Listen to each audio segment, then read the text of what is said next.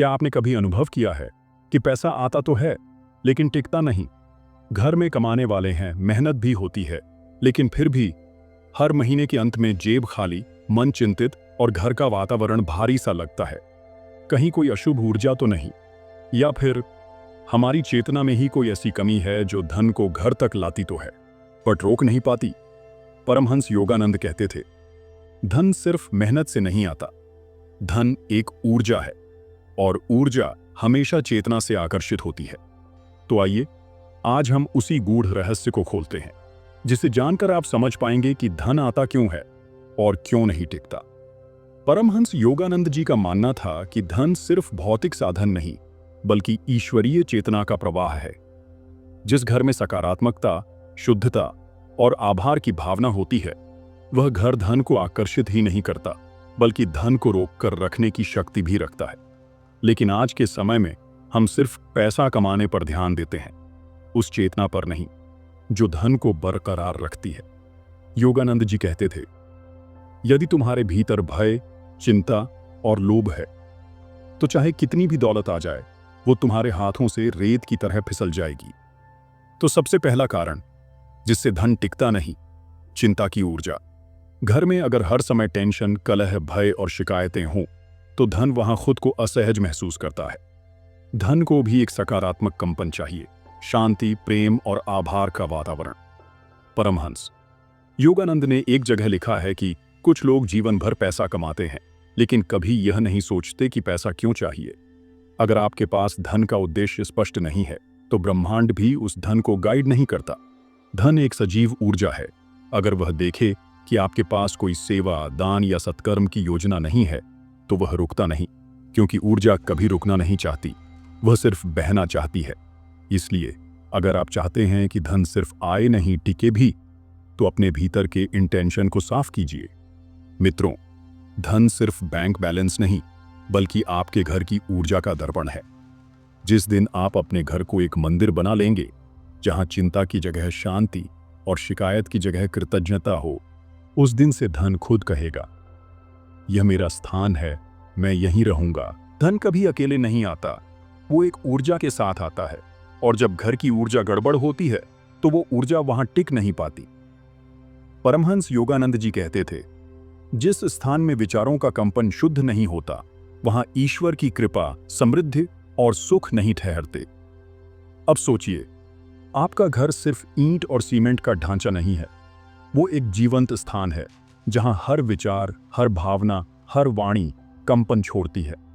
अगर घर में क्रोध है, कलह है, अगर पति पत्नी के बीच सम्मान नहीं, अगर माता पिता बच्चों को तिरस्कार से देखते हैं, या घर में लगातार शिकायत, डर, दुख और लालच है, तो वह कंपन धन की ऊर्जा को रोकता है।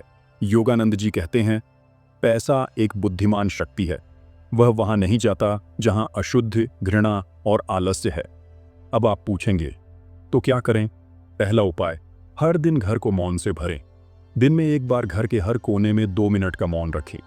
कोई आवाज नहीं, कोई मोबाइल नहीं, केवल मौन, क्योंकि मौन वह द्वार है जहां से ईश्वरीय धन प्रवेश करता है। दूसरा उपाय, घर में नियमित मंत्र ध्वनि का संचार करें। AUM का उच्चारण सुबह और शाम, या कोई भी सात्विक मंत्र, चाहे वो AUM नमः शिवाय हो या जय गुरुदेव, ऐसी ध्वनियां धन की कंपन ऊर्जा को स्थिर करती हैं। तीसरा उपाय, घर की दीवारों को शुभ वचनों से सजाएं। परमहंस योगानंद कहते थे, जहां दीवारों पर दिव्यता की छाया है, वहां मन और धन दोनों टिकते हैं। तो ऐसे विचार लिखिए, धन एक दिव्य प्रवाह है, मैं समृद्ध हूं क्योंकि मैं शांत हूं, मेरे घर में ईश्वर की कृपा निवास करती है। चौथा उपाय, घर के अंदर कृपा को आमंत्रित करें, शिकायत नहीं। ध्यान दें, जो लोग लगातार सरकार, किस्मत, समाज या रिश्तेदारों को कोसते हैं, उनका घर धन से खाली नहीं, ऊर्जा से खाली होता है। जब घर की ऊर्जा खाली हो तो धन वहां आ भी जाए, टिकता नहीं। परमहंस योगानंद हमें सिखाते हैं कि धन को बुलाने से पहले अपने घर को एक मंदिर बना लो, फिर देखो पैसा खुद चलकर आता है और वहीं रुकता है।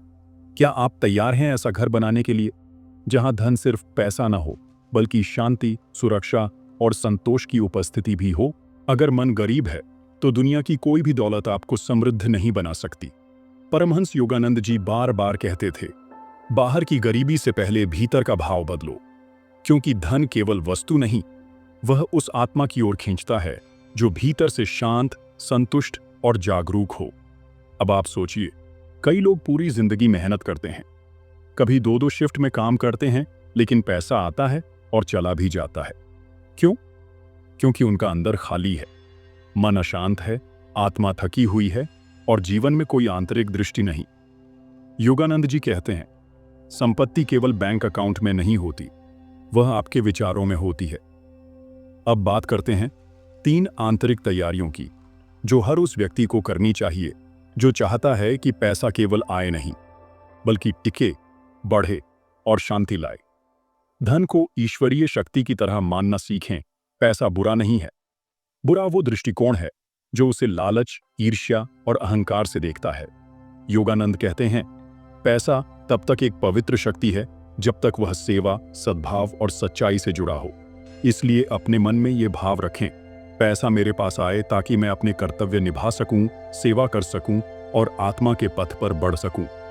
मन की ऊर्जा बदलो, धन की दिशा बदल जाएगी।